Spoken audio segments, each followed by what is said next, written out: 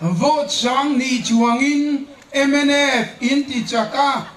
Dia sar motor vote tume yotum pelai duo, sidai duo. Chuwang chuan MNF sarkar mal somna indong chan a tuna RD block po alawkal ta aniya. Hey, senate tuna MNF sarkar kono tomare RD block ajote satjo na itu kurne ajote dalidi. RD block mit pe kemarin labung mit kuile abseber kuazong zong kene. RD block mit petu kasih kene tatu along tu kasoya adot lea RD minister zaum takuruat kima adbula kazi awa hemi mit pet kan lotin thera kurakala nasa taka department kene hoka boy puitu tazirami minister zaum pakali adi pokantia amasail kasih minister zaum tak Purama, Puzoram Thanga, MNF President ni Pokchunga Khan, Lontu ka Sedonere, kanti dan tur ka Setru. Adi bot lono kisu kanti sin na wan atak. Takin kanti hal donere. Ku dila mete ti turo.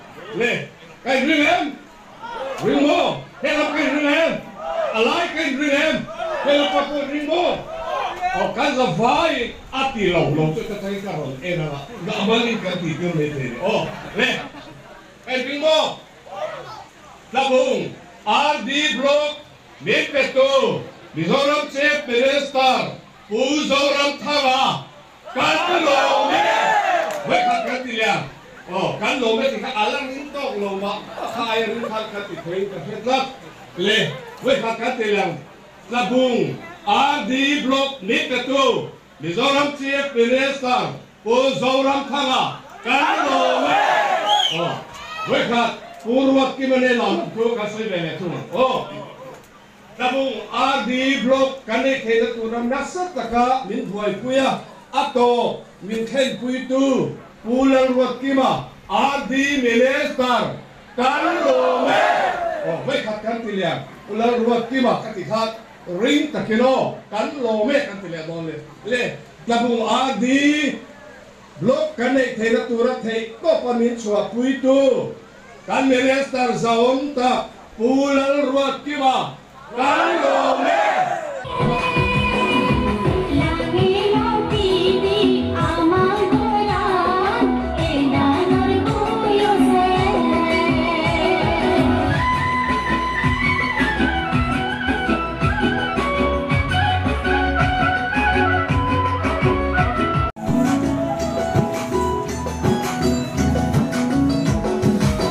Sunny kaya hai pedu, hingga rong di sunai.